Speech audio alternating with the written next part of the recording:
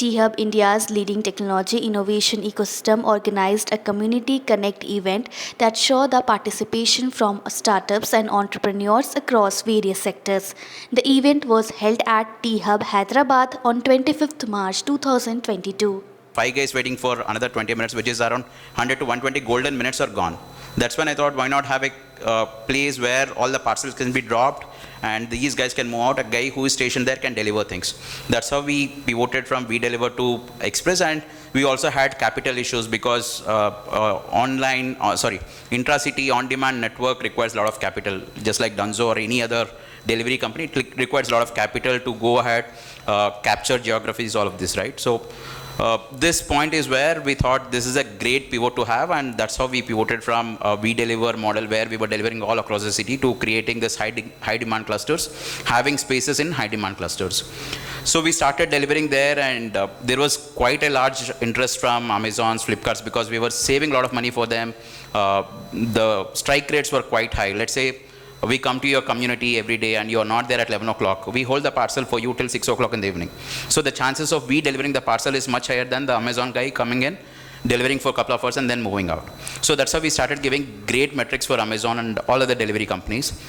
But over the last 2 years, we have seen these communities are limited. There are hardly 8,000 communities across India where we can go ahead and start delivering things. And that's when we had a minor pivot. I don't say that the entire business model changed. Rather, now we started focusing on creating dark stores for e-commerce companies. Now, in every pin code, what we do is usually a delivery guy roams around 80 kilometers to 100 kilometers a day. Now we are dividing the pin code into 40 to 45 different micro routes. What we are doing is we are building that micro routing intelligence algorithm where delivery guy need not travel beyond 2 to 2.5 kilometers every single day, and his efficiency goes up, and finally the cost of delivery comes down. So whatever we have been doing in high demand pockets, now we started doing across the pin codes by cutting down or breaking down the pin codes into 40 different routes. And going further, we have a couple of things coming up which are quite interesting. Probably in April we'll be launching something unique that India has never witnessed, that is going to transform the delivery experience across gated communities. So, want to give us more teasers like that through the course of the conversation. Sandeep, with respect to your journey, COVID was something for you, right? It was big. It meant a lot. Like until then, it was all on the high. Things were looking great. How did you as a team manage that? I want to know we know what we see, but you know, right now it's a different situation, but what happened behind the screens for all of us? Yeah, so COVID obviously was very unique situation for us because of the kind of industry that we are there, and also like as long as lockdowns existed, we had literally zero business, right? With the kind of business model that we were on earlier. So one thing is when COVID hit, obviously none of us anticipated that it would be at this scale and there would be lockdowns for so long, right? So we were just waiting on what would come, what would it pan out like and all. So luckily we just raised 1.5 million just before COVID hit us, like maybe 3 months before that. And we just went bonkers in terms of placing orders, giving advances and all. So we were left with maybe 700 million by the time COVID hit us. And we thought it's going to be like a couple of months thing. So we'll probably burn another about 1 crore in the process. So we retained all the employees. Once after a couple of months, it was very clear that things were not going to go back to normal. But we still continued to retain all the employees, our entire team. But the team was all kind enough to actually voluntarily reduce their pay. And we did not enforce any pay cuts, but we gave a choice to do whatever they feel is right to do. And surprisingly, we were running at 60% payroll for that entire duration of COVID. So that helped us minimize the burn. So now we came to a place where we had about 500,000 in the bank by about July, August time. And this was literally the last 500,000, and we were in the out-of-home advertising space, right? So whichever investor we spoke to, they looked at us as a dead company because there was no way we're going to make it through with the 500,000 being an out-of-home advertising company. So we've done something very interesting around that time. So number one, we started looking at capital light models to scale. So we started partnering with existing asset players to kind of get the revenue going and get whatever minimal 20-25% commission-based revenue back into the company. So that helped us build top line. So once we started building top line, obviously again investors started, that buzz got created. Okay, these cases again started doing something. And around the same time is when I would say luck kind of hit us, right? So randomly one day one of my friend calls me up, tells me that there is this company which gave a proposal to put digital screens in our community. You guys are also in the same business, why don't you start something like this? Then we were like, nothing to lose, right? Literally last $500,000 we were anyways going to die. So we were like, okay, let's spend, with that $500,000 we would probably build a network of 500 screens and let's see what happens. But our core thesis behind that was this was a 6 billion industry in China already. And number two, this company that was going to install screens there has been operating for the last 10 years profitably. So we looked at both the data points and we found something very interesting. So we were like, let's get into it. So once we got into it, we realized that this was almost a gold mine waiting to be tapped into, right? And once we started putting screens inside gated communities, there was a lot of traction from brands, small and big. And we started building on that momentum. Luckily, we were able to raise funds. And then Zomato came on board as a customer. They saw extreme success with the platform, and then they came on board as investors. So last 1 year, actually during pre-COVID to post-COVID, we actually ended up growing 40x in revenue. So being an out-of-home advertising company. Thanks a lot.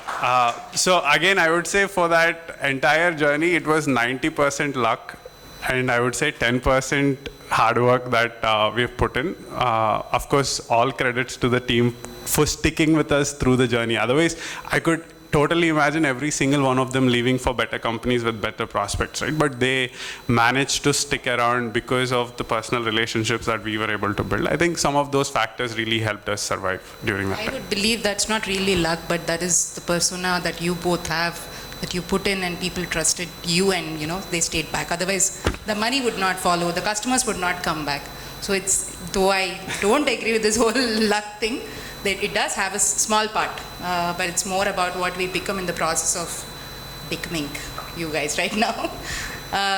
So I'm going to play like a small game that I'm sure Srini will have some nice tappy answers for this. I'm going to say a few words. I want to know the first reaction from you guys. Raising funds. More of luck, for sure. Yeah. I would say it's like dating. So as long as you don't want the other person enough, they would want you more. So I think that's what worked very well for us. Okay, success. Timing. Yeah, couldn't agree more. Timing and largely luck. Again, 90% luck, right? Sorry. Ecosystem. I have a word to say. With all the experience that I have, I still call it an ecosystem where mentors try to force the Baba Gyan onto the founders. So I have a slightly different take, of course. So I believe ecosystem, even MSR was talking about it, is ecosystem is a lot about serendipity, right? If you look at it.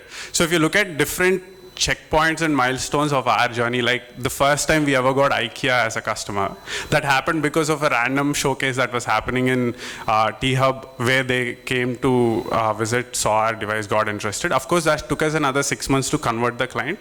And from IKEA, we got Amazon, we got Excite, and then that's how the ball started rolling. So I think ecosystem largely is about serendipity to me, and it's really important to be out there in the ecosystem, create those opportunities that might come your way. So I think that's ecosystem for us.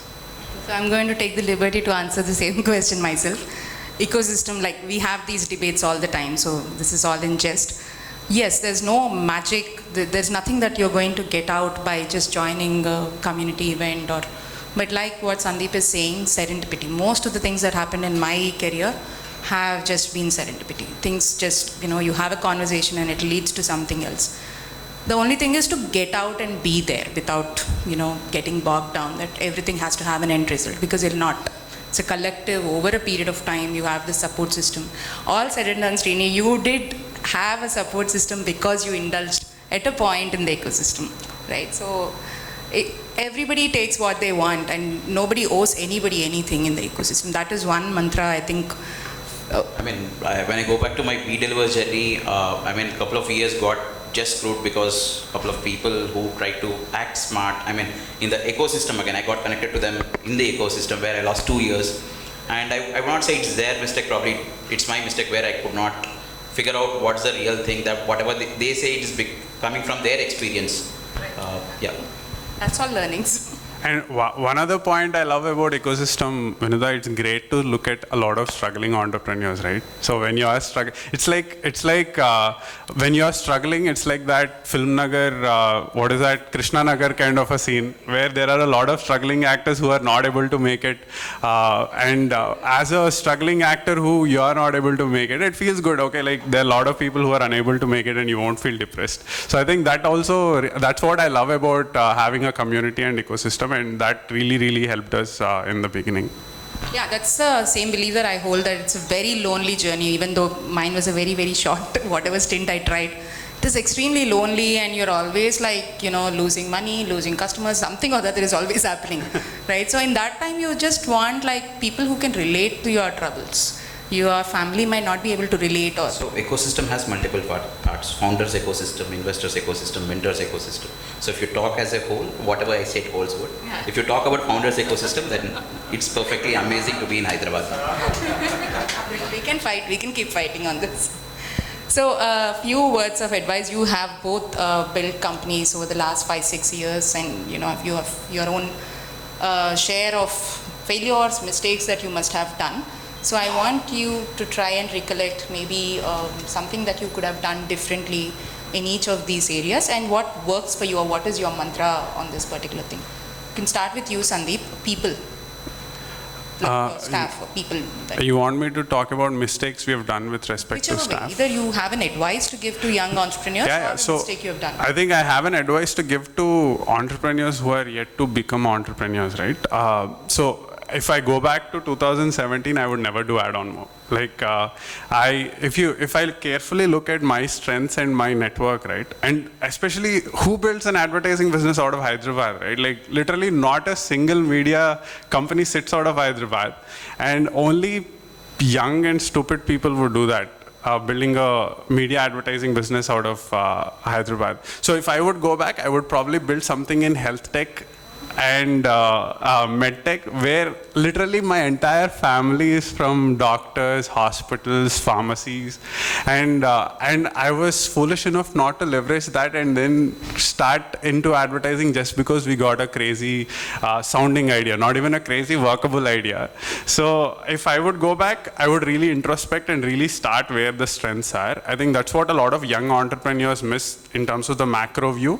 They would be carried away in the moment with the idea and really not think about what it means in macro terms. So I think that's the advice I would want to give.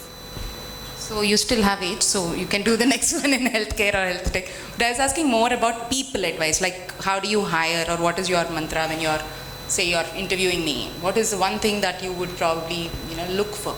So actually on this, we are super confused, but I got a great advice from Dipinder on this particular thing, right? So this was the first question I grilled him on after Zomato invested. So he was like, apparently there's something called a beer test that they do within Zomato. So after the conversation, the only question that they ask themselves is, can I see myself having a beer with this guy? I'm a teetotaler, but not necessarily a beer, but a coffee, whatever, right? Would you love hanging out with this person? So I think skill-based assessment is something that's relatively easy to do. Cultural assessment is something that's difficult. Skill-based assessment, what we do is mostly go with referrals and the previous background work and all.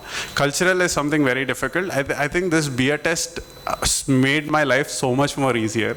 Of course, I started saying more no's than yes after that, but I think it made our hiring quality also much better. You, Srini? So if I have to say something to the young entrepreneurs, I would certainly say the same thing. Be fearless, whatever you believe, keep pursuing it. Again, there is a fine balance between failing fast and perseverance. So don't be foolish like me doing WeDeliver for good 5 years. So that was, I think failing fast is equally important. So if you think that, okay, this is going to work, have metrics around it. If you're failing, if you're not hitting that, have some cushion, 20%, and then if you're failing it, just leave it and then get ahead onto the next idea. Usually entrepreneurs, once they start building things, they have this entrepreneurial bug which keeps continuing, where they cannot leave something and they don't have any fallback idea to fall on. But that's not the right thing. Don't keep building just because you wanted to build something. Product market fit is important. Once the product market fit is there, go ahead and execute it. And if you were to share some thoughts on your, PR, how important is PR in your journey so far? Or, what were the opportunities that you have leveraged, or a young entrepreneur where they should look for, getting this kind of support, of getting visibility. Visibility is very critical at different stages of your journey. Yeah, for us, since we deliver days, T-Hub helped us. The ecosystem part of a T-Hub, part of ecosystem helped us for sure. So ecosystem is where you live in, the right people keep connecting you to the PR. So like Sandeep said, once you start disrupting the market, the PR comes in automatically, but you should be capable enough to handle great PR that is coming in. There will be qualified leads coming in, there will be bad leads where you will not be able to do anything with it. So you should be able to distinguish between both and start working on the quality leads. That will get you more work to do, execute, and then more PR. So PR is good enough, but in Hyderabad, being a part of these kind of accelerators and incubators will give you an initial start at least. Any thoughts on PR from you? Actually, we are that company who tries to fly under the radar as much as possible. Even with Zomato funding, we didn't do any PR. So I have a slightly different take on PR altogether. So if you think you are in a space which is kind of undiscovered and you don't want to attract attention, do not talk loudly about it, right? That is the number one reason you might find a lot of competition in very little time. So just to give you an example, until the time Zomato invested, the last 1.5 years we've been doing what we've been doing. We just had one new competitor come into the market. From Zomato invested to today, we had 10 competitors enter the market, purely because something's happening in this space, let me also do something in this space, right? So I think that's how I would look at PR, but otherwise, yeah, why not? I mean, if people are getting to know you, it always feels good, unless you're an introvert, like in my case. Okay, great. Any other questions that you want to ask each other? Vinita, you ran out of questions so quickly. Are you serious? I don't know. How much time do we have, Shankar? We have only 5 minutes. No, for the Q&A. Okay. Okay. So I had a few questions which were kind of like one-word types. Okay, so one leader that you look up to in, say, our ecosystem, not like Hyderabad or anything, somebody that you feel as an entrepreneur is extremely inspiring in the Indian ecosystem or in the tech ecosystem across? Somebody not technically entrepreneurial ecosystem. This man was also my neighbor once upon a time, Satya Nadella. So I come from Microsoft. I just got into Microsoft at the same time he became the CEO. And I was interning when Balmer was a CEO. And I've seen the kind of transformation that the company has gone through. So it's called servant leadership, if I'm not wrong, right? And these guys were called level 5 leaders, right? People who are actually that silent enablers, who are not technically super charismatic. At the same time, these guys can actually inspire people. So that's the kind of leader that I aspire to be. And I think this format of leadership, number one, puts the team ahead of you, I think, which is super important. And number two, actually makes the team feel like they are the owners of the company, right? I think that always works brilliantly for entrepreneurs, as long as they feel, okay, this is my company versus, okay, this is your company. So I think that's, Satya undoubtedly is my role model in terms of leadership. For me, it was my previous company founder, BG Raghupati. He's no more, but yeah. He inspired me quite a lot when I was working in BGR Energy in Chennai. So there were good 3,000, 3,500 odd employees working there. When I joined as a graduate engineer trainee there, I was sitting working during the lunch hour. He walks to me and asks, did you have your lunch and all? So he sat with me for a couple of minutes and understood what I was doing. So that's when I thought, okay, he built a $1 billion business from scratch. He was, so he inspires me quite a lot. I keep, reading about him all through. So BG Raghupati is one whom I get inspired from. So this is a question usually we women are asked in any panel that we are pretty much, but I'll ask you guys. How do you balance home and work? Oh, I had a tough time balancing this after I got married during COVID. And literally 9 out of 10 fights we would have would be on the topic that I work too much. And even still today, we still not figure out the perfect formula of work-life balance. But again, this question, I relied on Dipinder's advice again. So apparently, he also went through the same troubles with marriage due to Zomato, right? And then he told me even today, he only gives about 8 quality hours a week to family. Or rather, I think 16 quality hours a week to family. And then he tells me that when he is there, he's absolutely there, like not one thing that can disturb that. And I started practicing that and it kind of works. So number one rule, do not look at your phone when you're with family, and it might backfire very bad. And number two, be very spontaneous in terms of planning out random dates or random dinners or vacations. So give a lot of surprises. That worked brilliantly well for me. And number three, I think you just need to be there to take those important calls when they come. I think that rarely only happens like once or twice a week. But as long as you're there, the other part of your family would feel like, okay, you're there for them. I think this is working well for me. I'm hoping to double down on this strategy on that. Good. Good to hear that, Sandeep. Srini? For me... You've been married for a little longer than that, so... It's been a decade now, Yeah. So we are in the agreement that we'll have one vacation every quarter, and when we go to this vacation of 3 or 4 days, there is no connection with the external professional world whatsoever. So that's how we have been managing. So once we are back from the vacation, it's only work and nothing else. That's good. That I think you have set your boundaries quite well there. So before we dive into Q&A, anything that you want to share from your journey, any advice, any thoughts, like you said, surprise your partner, kuch bhi aisa. Any interesting thoughts from you all? From my side, more like an advice would be, if you are raising money, just don't take the money for the sake of taking money. Take quality capital, just like the Zomato investment in I don't know, or any investment that is coming in. There is money all around. So there are micro investors who invest anywhere between 5 lakh to 20 lakh. They have enough money to invest that 5 lakh to 20 lakh, but they'll keep chasing you for the exit and all, which is not right for the founder in the initial stages. So if you are taking money, take quality money is one advice that I would like to give. Yeah, I mean, on the fundraising topic only, I would like to give some advice. So back in 2017, there was this event called the Global Entrepreneurship Summit that happened in Hyderabad.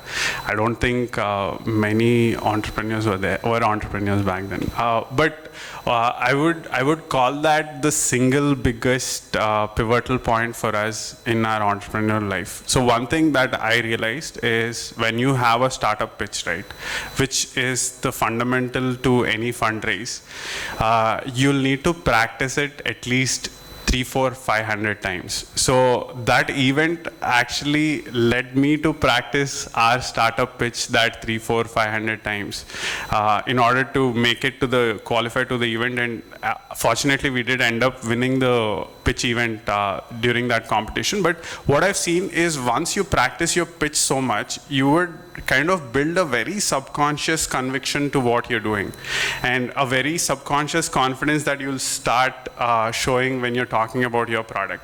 I think that's super fundamental to any format of fundraise. So I would just give one advice on that. Write down that 3 minutes or 4 minutes, whatever duration you think your pitch would span for, and just talk it out to yourself, your partners, your co-founders, employees, whoever, right? Whoever's ready to listen. There were days when I would just get on top of our tower and just shout into the air the same pitch for no reason. So I think that was super duper important. And ever since we kind of mastered that, fundraise was, I mean, of course, there are a lot of other factors. At least in terms of pitches, nothing went wrong for us. So you became a local hero after that pitch, no? It became like everybody else. Have you heard Sandeep's pitch? It was so good. So yeah, pitching is super important. And like you said, practicing it enough that it is completely internalized as part of your, general conversation you should be able to have. So thank you so much for both of your honest answers. And if we can take a few questions, Prithvi. I just had a quick question for Sandeep, I guess for all of you too. But Sandeep, so I remember I first heard about your company when I saw these ads on top of taxis a few years ago. And I remember thinking that the quality of the ads was really low resolution. Then they got better. But then the ads disappeared from taxis, and I think that was because of an issue with legality, right? Modifying taxis and stuff like that. So how did you navigate that event? And for all three of you, how do you balance disruption versus legality of an idea? So technically, we navigated from that by not doing that. So I would say that's how we navigated from that problem. So, but to really talk about legality, right? So this is again my experience. So the same time we started in India, there was another startup called Firefly that started in US. Literally the same time, right? And today Firefly also, they're a $400 million business, but they barely have 4,000 screens, right? Just before pandemic shut us down, we were 2,000 screens in India, both Bombay and Hyderabad. So if you look at how Firefly was successful in building that and how we were, I wouldn't say we were not successful. We still have rights to relaunch that in Bombay. And if we go sit in the IT ministry's office enough, we would still get permissions for Hyderabad. It's just that we did not relaunch it because we have better things to do meanwhile. But talking about how Fireflies was able to do it, I think fundamentally they found that few influencers in the whole system, right? Like they went to a university, got a case study out. And then with the case study, they went to a small local body, then got a permission out. With that, they went to a larger body, then got the permission out. So I think legality is always cracking these smaller pieces of puzzles which would lead to a larger outcome. And for us also, initially when we started, our first letter of permission was for a 15-day pilot from one division's traffic commissioner, I would say, DCP, right? And then with that, we went to GHMC, we got something. And then with GHMC, we went to transport, we got something else. So it's almost like this story where you have to go to each of these people telling you have the other stuff, and then you get all of that in the process. So legality is always tough. Even today, we struggle with legality. And I used to spend almost 25, 30 hours a week sitting in these government offices, and I hated it. And my suggestion to you, if you're actually getting into a space which involves a lot of legality, either offload it to someone or do not even start up in that space. So I think that's what I realized after our bad 2 years of struggle trying to fight with government bodies and all. So I think from what we have, though I'm not really, in fact, I had my still brush with that too. I used to actually run a mobile ice cream truck where we used to make our own ice creams on the street. And the police would come and, it's a regular thing. Whatever we did, we did. But one fine day, they said this is illegal. One fine day after running it for 6 months. So we had to really fight it out and, convince them that this is a legit business and this is how we cannot afford to have like a security guard because it's a truck, right? So my belief is that regulation follows innovation. You cannot expect them to preempt that ये होगा तो मैं इसके लिए regulation बनेगा, नहीं होगा. I mean, we are not going to get there anytime soon. So we're going to disrupt the space enough that they're then forced to make regulation for it. So I think we have seen that all around us. So we just have to have the conviction, like he said, either you stay away from it or you have a long road of, fighting it out until you get there. One of these two. I gave up. In my case, I gave up after a point. Vinita, I would like to actually share one story, or rather a nightmare that we went through, right? This one thing that made me really get so frustrated that I went to a point of applying to B school, even got a admit there, and I was like, I'll just leave this country. So this was in 2019. right about the time when we were in talks with Ant Financial, Base Capital to raise funds. And we were all doing well. We were doing like 20, 25 lakhs per month, 30 lakhs per month in revenue. This was literally 3 days before Dussehra, right? So there was random 3 days before Dussehra, at night, 8 o'clock, I start getting calls. I pick the phone, they're like, one of the driver is arrested and the car is impounded. I was like, okay, one of a case, we will handle it. And the next 3 hours, I get almost 40 calls like that, where it was a planned, structured attack against Adonmo, where one officer actually fielded officers around High-Tech City area, got almost 50 cars impounded right before Dussehra, because the next day onwards, it's going to be a long weekend and there was not going to be any people. And all these drivers, their cars were seized, and these guys usually take their cars home during vacation with their families, or they earn a lot during vacation by doing long range trips, right? So it was so structured that the officer knew when to hurt us the most. And this was purely because he got ego tripped, because we did not go to him and went to an officer higher than him. And my Dussehra in the week afterwards was just running around offices, running to officer, requesting them to give the cars back at least, right? That's the least they could do, because these livelihood of these drivers depended on it. And some of the drivers were still locked up. They were not even let out, because the drivers were kind of like, this is legal, you know nothing, and all of that to police. And then they obviously put them in. And after this incident, I kind of realized there are so many things in the society, if they really want to showcase power, and they chose to do it on a startup, right? I wouldn't say this is bad system or bad government, because if I walk into Jayesh Ranjan sir's office, he would do anything to help us, right? But it's just one bad officer who has the power to kind of misuse that. And that experience kind of spoiled the whole trust that I have in the system to really build something that's meaningful and valuable in the Indian market. And after that day is when I decided never again going back to legality. Wherever the government's involved, I really want to stay super away from it. I remember this story. Yeah, so that's how it is. But on the contrary, if, I mean, most of us are engineers where we don't understand GSTs, where we don't understand ESI, PF part of it. So any officer can walk in at any given point, give a notice, paste it on your wall and then leave. So that can happen at any given point.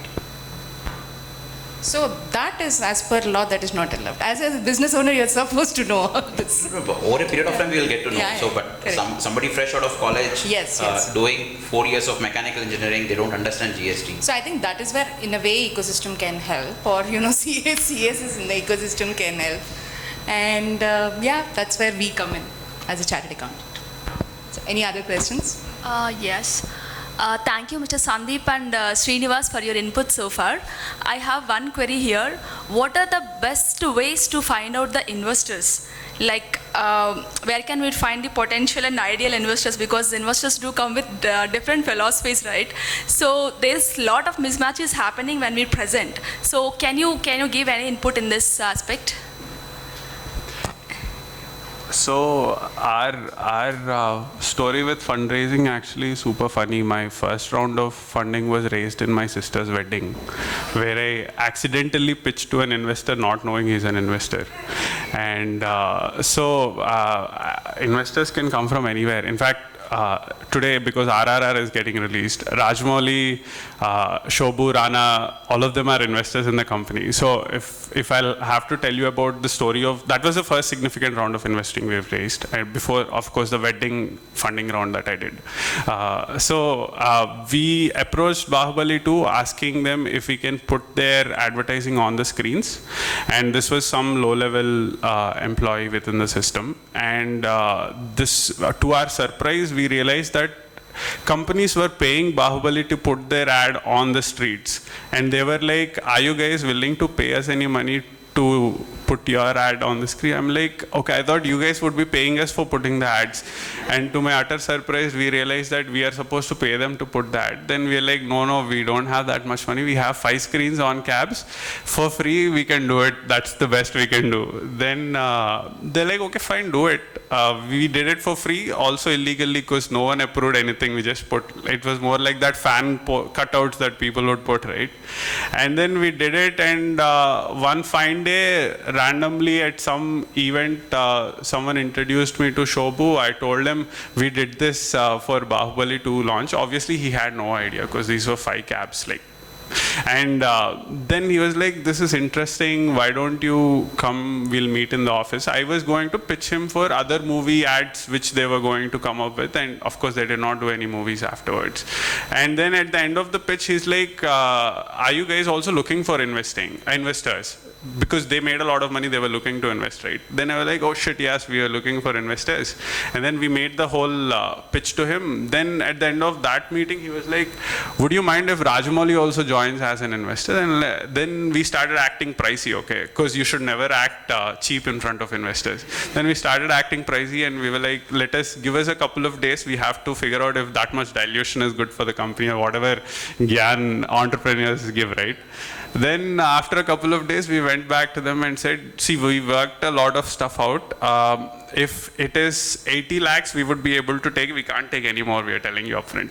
And first of all, he was not even going to offer us 80, he was more thinking of some 30, 35 or something. But once we said we can't take more than 80, then he was like, okay, we'll put in all 80, let me bring my cousin also on board. And that's how we got our first investor. And every investor afterwards was a snowball effect, where the previous investor introduced to the next investor to the next, even until Zomato, right? And after cracking that first investor, every pitch was increasingly more easy. In fact, Zomato's 15 million, we've closed in literally a 15-minute meeting with them. And the first check that we have raised, we had to do close to 40 meetings before I could close that funding round in a wedding. So that's how funny investment raises are, and that's how funny valuation negotiations are also. So that's how it was for us. I'm not sure if it's same for Srinivas.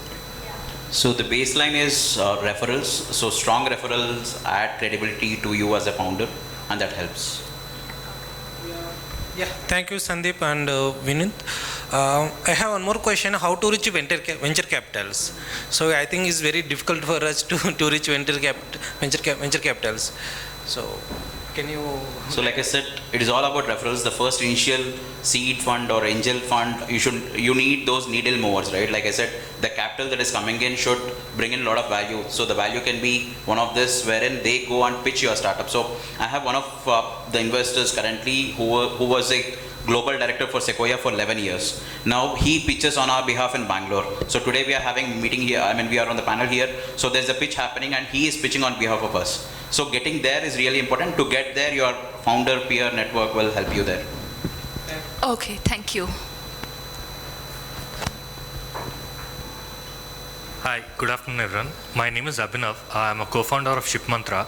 So I have 2 questions. First question is, I think all the major companies, if you take Ubers, Zomatos and Swiggies, right?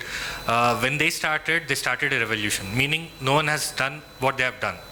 So what they have done is, they have picked up a particular area in a city, or a city, like Uber started in San Francisco, right? And Zomato and Swiggy in Bangalore. But does that still hold true? Meaning all the startup companies should only start with, similar pin codes, or in a city, or a couple of pin codes, or can we, take them as an inspiration that model actually works, right? So we can start off with multiple cities. Sorry, I didn't get your name. Abhinav. Abhinav, hi. So one thing is, I mean, this was a misconception even I had, that all of these Swiggy, Uber and all of these guys were the first ones to do it. Apparently, there was a system in Singapore much before Uber where you could book your cab through a pager and they would send it to that location automatically. And Zomato, in fact, Dipinder was doing food delivery back in 2007. It didn't work out. And Swiggy was also not not the first food delivery company. So I think all of these disruptive ideas that we know are more often than not the first ideas. There were always people doing it. It's just that they were not large enough for us to notice. Number two, coming to the question of attacking a smaller locality, right? So if your idea is something where you can demonstrate market viability at a pin code level, where you can create a supply demand kind of a scenario where you can tell them, okay, I've done it in one pin code with these kind of unit economics, now I'm going to blow it up across thousands of pin codes across the country. So those ideas absolutely makes a lot of sense to do a very small pin code kind of a pilot. At the same time, like for us it was like that. We started building critical mass density in Hyderabad with respect to screens when we were on cabs, and we were able to showcase some kind of attraction which can be replicated across. But there are also some ideas where it's not necessarily a demand supply kind of a game, right? Where it cannot technically not necessarily need to be in just one pin code for you to prove. So I think it's largely then based on the idea, but going by your company's name, I'm assuming it's something to do with shipping and delivery. So for you, from my experience, even Rapido's founder told me he literally started with just a couple of pin codes where they were driving the bikes to send people off. I think it makes a lot of sense to do a pin code level thing. I might add, it just gives you more time to figure out what's working and what are your mistakes, how can you improve the processes better. While you can spread thin and say, you know, I'll do like Hyderabad and Bangalore together, you might not have the bandwidth both with respect to money and people, and even your strategy for that matter. So that is why we just say attack a niche, you know, establish yourself, and then, you know, even if it is across, say, 7-8 industries you want to attack with your company, go with one. You'll figure out what is working, what is not working, how does your costing work, customer retention, all of these things are difficult once you grow to put processes in place. Once you do it on the first 2 pin codes or, 2 industries, you'll be having enough visibility as to how to plan for the rest. That's one of the reasons that any, advisor or investor will say start with like a small niche. And also one more thing, not many talk about this. The best part about controlled pilots is you plant your customers. So almost most entrepreneurs do this, but no one ever talks about it, is that controlled pilot data that you see is almost always 80% cooked up data and 20% genuine data. It's not cooked up data as in where they created fake stuff, but they planted customers to order. Even for us, the first 2-3 customers were literally our hospital, my friend's school and whatever, right? And then obviously when you're presenting it to customers, all of this counts as actual, or rather investors, all of this counts as actual data. So I think you should be shameless about it, because investors also expect you to do this. True. And they anyways discount whatever unit economics that you put in front of them. I think that's the best part about control pilots, where you control both demand and supply in that pilot. So I'll give you an example. 2014, May, June is when I was running WeDeliver. Same time Harsha was building Swiggy there. Every time I start from Madhapur, it's a Bluetooth call. Harsha talks to me for good 1.5 hours. Harsha is founder of Swiggy. So he was doing only Koramangala. I was spread everywhere across the city. So nobody can give you a better example than this. So inch wide, mile deep is what you have to do if it's a physical or digital startup. I have another question actually, if you have time. So for any startup which is pre-revenue, right? When we are raising funds, how important is the valuation? I think is super important, because that single first round valuation defines your future in terms of dilution. So for us, again, that the marriage fundraising that I was talking about. So this man luckily was an angel investor in Silicon Valley. So for him, whatever valuations were running in India, at that time, I think the pre-revenue norm was 4 crores or 3 crores or something like that. We just threw a random figure at him, 20 crores. Then he obviously negotiated it down to 10 crores. So, but that still proved to be so much more than what we could get at that point. And from that point onwards, every round is bound to be an up round only. There won't be a down round, because you would progress from there. But no one would actually question the conviction of the first investor who gave you a 10 crore valuation in the first place. And even till date, those are the multiples that we kind of rely on to look at fundraising, right? So I think do not compromise much. If you are having to compromise, I would say if you have the option, do it as a convertible, where you can get a discount on the next round, by which time you can get some kind of an idea on your this thing. The thing is, the beauty about convertible is no one looks at a particular valuation that you were given earlier. You can still use the funds, go up, and then talk about the valuation that you're getting that round. I think convertible works brilliantly. So we did part of our pre-series A as convertible, and it worked very well for us. So just to add to that, early stage pre-revenue funding, valuation, total art, no science, zero science, right? Total scam, I would say, not even art. Okay, I would call it art. Yeah. How you convince them with your story? Correct. Numbers matter or story matters? So I think basically when we are looking at a startup for funding, you can tell whatever number you want. I can tell whatever number I want. But it is between you and I, how badly do I want to put in money and how badly do you want to take this money? It is just a negotiation. Everything else is just paperwork. It's only you and me agreeing that this is worth this so much and I think that it is worth so much. So that, like he said he threw 20, it came to 10, but they were okay with 10, right? So that will only happen after you have a few conversations with people, mainly because you're saying pre-revenue. If you have some benchmark, you have some other company which is doing similar businesses, you can do some benchmarking. But if it is something very fresh and you don't have a comparable, then it is how much you are willing to give for how much you want. That is a good way of looking at it. At the same time, I would like to add one point. It's not like throw random figures and then try on a negotiation. If you're getting a value-add investor, don't even think about valuation for a second, right? It can even be just advisory equity given at a 90% discount to your current valuation. I think that helped us tremendously well. We've only done it once in one case, and that was the best decision that we've ever taken. So don't be too hell-bent on valuations also. You can always mask your first round valuation telling that it was a value-add investor who's been there since the beginning of the company. So don't sweat too much there. Only thing to add to that is even if it's a value-add investor, because there are enough people out there, when you're doing well, you'll have a lot of friends, right? So even if it is a value-add investor, keep some milestones on, for how you're going to transfer that equity over a period of time. That is just one more suggestion. Even if it's an advisory, have some ground rules as to why they deserve it. That's all. Thank you so much, Srinivas. Thank you, Thanks a lot, Sandeep. guys. My pleasure.